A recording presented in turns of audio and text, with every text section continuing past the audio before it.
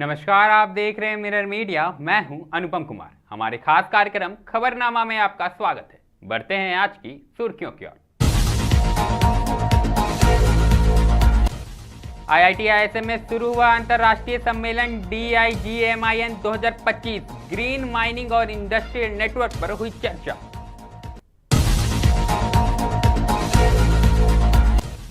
नेपाल में फंसे झारखंड और बंगाल के 30 पर्यटक, संपर्क टूटा, परिवार परेशान।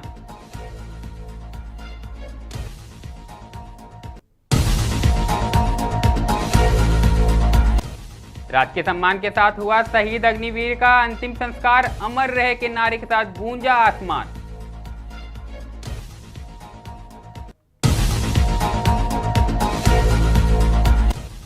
सड़कों पर अवैध अतिक्रमण नहीं होगा बर्दाश्त। धनबाद में निगम का चला बुलडोजर।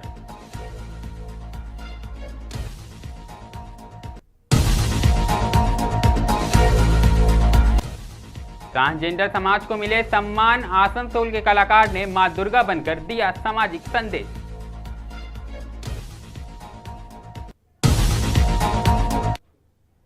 अब खबरें विस्तार से। सबसे पहली खबर धनबाद से आई है, जहां IIT ISM में शुक्रवार को 2 दिवसीय अंतर्राष्ट्रीय सम्मेलन digital intelligence for green mining and industrial network 2025 की शुरुआत हुई। गोल्डन जुबली लेक्चर थिएटर में दीप प्रज्वलन कर इसका शुभारंभ किया गया। यह सम्मेलन 12 से 13 सितंबर तक चलेगा। इस सम्मेलन में देश विदेश से आए खनन क्षेत्र के विशेषज्ञों, उद्योग प्रतिनिधियों, शोधकर्ताओं और विद्यार्थियों ने भाग लिया। सम्मेलन के दौरान वक्ताओं ने ग्रीन माइनिंग के लिए डिजिटल तकनीक, टिकाऊ खनन मॉडल, पर्यावरणीय संरक्षण और स्मार्ट इंडस्ट्रियल नेटवर्क पर अपने विचार व शोध साझा किए। विशेषज्ञों का कहना था कि आधुनिक तकनीक का उपयोग खनन क्षेत्र को सुरक्षित, पर्यावरण के अनुकूल और अधिक उत्पादक बना सकता है। माइनिंग विभाग के प्रोफेसर एनीमिया सिन्हा ने कहा कि खनन क्षेत्र में डिजिटलीकरण से उत्पाद क्षमता तो बढ़ेगी ही, साथ ही पर्यावरणीय प्रभाव भी काफी हद तक कम होगा। वहीं मुख्य अतिथि जयदीप दासगुप्ता ने जोर देकर कहा कि खनन उद्योग में टिकाऊ विकास तभी संभव है जब हम डिजिटल तकनीक को व्यवहारिक स्तर पर अपनाएं और उद्योग जगत के साथ मजबूत साझेदारी स्थापित करें। देखिए, माइनिंग का क्षेत्र एक ऐसा क्षेत्र है जिसमें ये हमारा मनुष्य का प्रगति के लिए तो ये चाहिए ही, बहुत ही अवधारित है। माइनिंग हमें करना ही है, लेकिन ये एक बहुत डेंजरस इसमें कार्य युक्त रहता है और इसमें नेचर का काफ़ी सारा प्रदूषण इसमें होने का चांसेस है। ये प्रयत्न पहले से चले आ रहा है कि इसको हम लोग नेचर का मुताबिक कैसे करें ताकि मिनिमम नेचर को खराब हो, और ये डेंजरस जो चीज़ है जिसमें सेफ्टी कैसे लाया जाए। इसमें इस बार जो कॉन्फ्रेंस यहाँ IIT ISM आयोजित किया है, specially digital intelligence for green mining and industrial network, मतलब इसमें आजकल का जो नया डिजिटल आप लोग सुने होंगे, मशीन लर्निंग, आर्टिफिशियल इंटेलिजेंस, जितना भी डिजिटल प्लेटफॉर्म को उपयोग करते हुए इस प्रदूषण को रोकने के लिए, नेचर को ठीक से चलाने के लिए और सेफ्टी लाने के लिए इस्तेमाल से काफ़ी लाभदायक होगा। तो यहाँ जितने भी बाहर से आए हैं पेपर्स प्रेजेंट करेंगे, एक दूसरे से सीखेंगे, एक क्या कर रहा है वो जान करके दूसरा जाएगा, तो इससे माध्यम से ये और प्रचार प्रसार होगा। माइनिंग जो पहले हम लोग मैनुअल करते थे, वो ग्रेजुअली मैनुअल से मैकेनाइजेशन की तरफ बढ़ा और ये बात हम लोग करते आए हैं पिछला कुछ सालों से। अब माइनिंग को मैकेनाइजेशन के बियॉन्ड जाना है और इसके लिए खास करके हमको डिजिटाइजेशन की तरफ जाना है। हमारे जो बड़े बड़े कंपनीज हैं, जैसे कोल इंडिया है, जैसे NMDC है, तो आज आप लोग सुने, उन्होंने इसके तहत ऑलरेडी एक पहल कर चुके हैं और कुछ हमारे बड़े बड़े माइंस की डिजिटाइजेशन की कार्य ऑलरेडी कंप्लीट हो चुकी है और आगे हम लोग बढ़ रहे हैं। देखिए सभी चीज के पीछे ब्रेन है, जिसको बोलते हैं ब्रेन बिहाइंड, वो एक्चुअली आदमी है। क्योंकि हम डिजिटाइज तब कर सकते हैं जब उनकी डिजिटाइजेशन करने वाला कोई हो, और डिजिटाइजेशन करने का मतलब ये है जो हम डेटा पहले 2-4 डेटा से काम चल रहा था, अभी हम एक डेटा का सोर्स लेना चाहते हैं जिसको एनालाइज करेंगे, उसकी यूज करेंगे और हमारा सिस्टम की एफिशिएंसी को इम्प्रूव करेंगे। इसमें मैन पावर कटौती या मैन पावर बढ़ोतरी की बात नहीं हो रही है, ये बात उठ रही है सिस्टम को मैकेनाइज करना। मैन पावर जो कोल इंडस्ट्री में लग रहा है वो लगेगा और बढ़ेगा भी, क्योंकि डिजिटेशन जब आ रहा है तो बढ़ेगा भी। तो इस तरह आप लोग को एक मैं सूचित करना चाहता हूँ कि हमारे प्रयास जो है आज के दिन में कि हम अपने माइंड्स जिसमें अधिकतर जोखिम भरा जगह में काम कर रहे हैं, जब हम मैनुअल से मैकेनाइजेशन पहुंचे तो हमारे सेफ्टी की मात्रा ये बढ़ा। अब जब डिजिटाइजेशन की तरफ बढ़ेंगे तो हम और माइंड्स को सेफ कर सकेंगे। जैसे कि आप जानते हैं कि देश की प्रोडक्शन की रिक्वायरमेंट दिन प्रतिदिन बढ़ती जा रहा है, चाहे वो कोई भी कारण हो। हमारे देश में आज कोयले की प्रोडक्शन लास्ट ईयर हुआ था, वो आप लोग सभी लोग जानते हैं 1 बिलियन की आंकड़ा पार किया।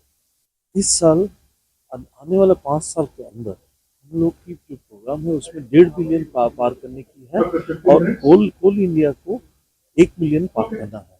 तो इस हालत में जब हमको इतना प्रोडक्शन की जरूरत है तब हमारे माइंड्स खुलेंगे, मॉडर्नाइजेशन होंगे, मैकेनाइजेशन होंगे, आदमी चाहिए। ये बिना आदमी में कोई काम नहीं। नेपाल में भड़की हिंसा और कर्फ्यू के बीच पूर्वी बर्धमान, हुगली और जमशेदपुर के लगभग 30 पर्यटक नेपाल में फंस गए। इंटरनेट और फोन बंद होने से 2 दिनों से उनका संपर्क पूरी तरह से टूट गया है, जिसके बाद परिवारजन बेहद चिंतित हैं। जानकारी के अनुसार यह समूह 4 सितंबर को बर्धमान से नेपाल गया था। काठमांडू से पोखरा जाते समय बस को हथियारबंद लोगों ने रोका, हालांकि चालक उन्हें सुरक्षित होटल तक ले आया। वर्तमान में सभी एक होटल में नजरबंद है। समूह में कई छोटे बच्चे भी शामिल हैं। मेमेरा निवासी नारायण पारंपरिक ने बताया कि उनके होटल से कुछ दूर पर 2 होटल को जला दिए गए। पर्यटक एजेंसी संचालक सागर मुखर्जी ने कहा कि उन्होंने नेपाल में ऐसा भयावह माहौल पहले कभी नहीं देखा। सभी सुरक्षित घर लौटने की दुआ कर रहे हैं। देश की रक्षा करते हुए शहीद हुए देवघर के लाल अग्निवीर नीरज कुमार चौधरी को उनके पैतृक गांव कजरा में राजकीय सम्मान के साथ अंतिम विदाई दी गई। 24 वर्षीय नीरज का पार्थिव शरीर जैसे ही गांव पहुंचा, माहौल अमर रहे और भारत माता की जय के नारों के साथ गूंज उठा। हर हाथ में तिरंगा और आंखों में आंसू दिखाई दे रहे थे। बता दें कि मंगलवार को लद्दाख के सियाचिन में भीषण हिमस्खलन की चपेट में आने से नीरज शहीद हो गए थे। इस घटना की खबर से पूरा जिला गमहीन हो गया। अंतिम यात्रा के दौरान गांव से शमशान घाट तक लोगों की भीड़ तिरंगा थामे अग्निवीर अमर रहे के नारे लगाते रहे। ऐसा माहौल बना मानो पूरा क्षेत्र रो रहा हो। इंद्रदेव भी भावुक हो उठे और बारिश की बूंदों से श्रद्धांजलि अर्पित की। राजकीय सम्मान के साथ हुए अंतिम संस्कार में झारखंड सरकार के मंत्री, विधायक, पूर्व मंत्री, डीसी, एसपी, आर्मी के अधिकारी और बड़ी संख्या में ग्रामीण मौजूद रहे। अगली खबर धनबाद से आई है, जहां शहर को जाम और अव्यवस्थाओं से मुक्त कराने के लिए नगर निगम का बुलडोजर एक्शन लगातार जारी है। शुक्रवार को निगम की टीम ने पुराना बाजार क्षेत्र में अभियान चलाकर सड़क किनारे किए गए अवैध अतिक्रमण को हटाया। इस दौरान दर्जनों दुकानदारों के ठेला, खोमचे और अस्थायी ढांचों को भी हटाया गया। जानकारी देते हुए निगम के इंस्पेक्टर अनिल कुमार ने बताया कि पानी टंकी के आसपास, साथ ही रेलवे लाइन के पास सड़क किनारे बने अवैध अतिक्रमण को मुक्त कराया गया। अभियान के दौरान स्थायी दुकानदारों को सख्त चेतावनी दी गई, वे दोबारा सड़क या सार्वजनिक स्थल पर कब्जा न करें। अगर ऐसा पाया गया तो निगम कड़ी कार्रवाई करेगा। उन्होंने कहा कि निगम का यह अभियान नियमित रूप से चलता रहेगा और जहां जहां अतिक्रमण मिलेंगे उसे बख्शा नहीं जाएगा। शहर की सुंदरता और यातायात व्यवस्था को सुधारने के लिए निगम पूरी सख्ती से कार्रवाई करता रहेगा। हालांकि इस दौरान निगम की टीम को दुकानदारों के विरोध का भी सामना करना पड़ा।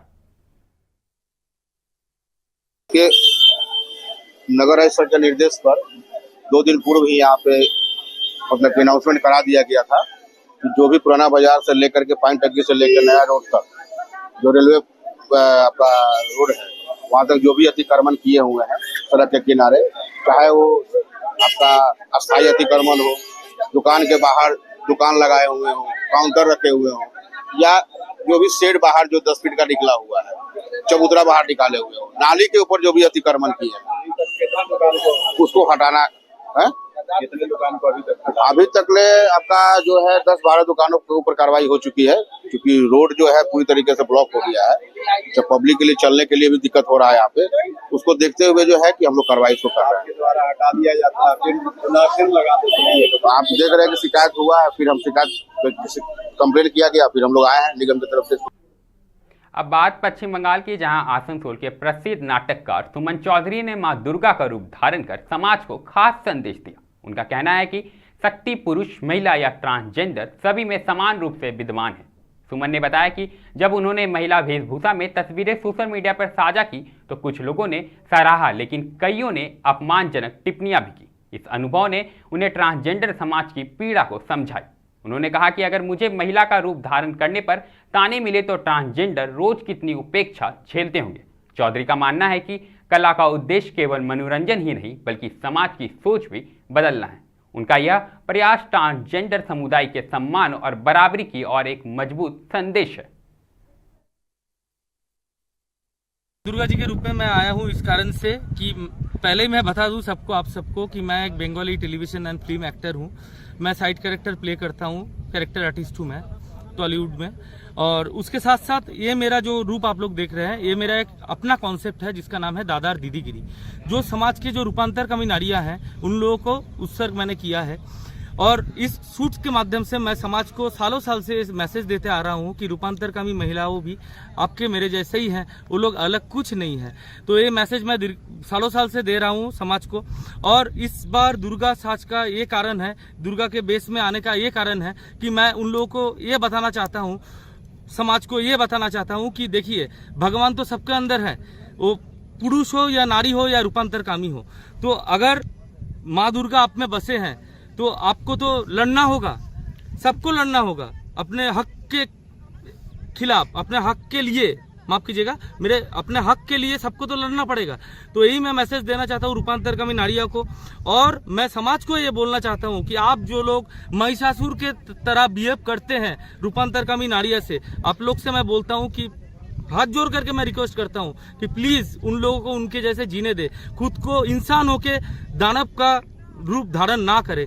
आप इंसान हो, इंसानियत दिखाइए, उन लोगों के बगल में आप लोग दोस्त जैसे खड़े रहिए। क्योंकि देखिए, उन लोग का मन में भी कैसा फील होता होगा, आप लोग एक बार भी सोचे हैं कि वो लोग भी तो चाहता है कि हम लोग भी आम आदमी जैसा जिए, लेकिन हमारा समाज उन लोगों को जीने नहीं देता। खबरनामा में अभी के लिए फिलहाल इतना ही। ऐसी तमाम खबरों से हम आपको अवगत कराते रहेंगे। देखते रहे मिरर मीडिया।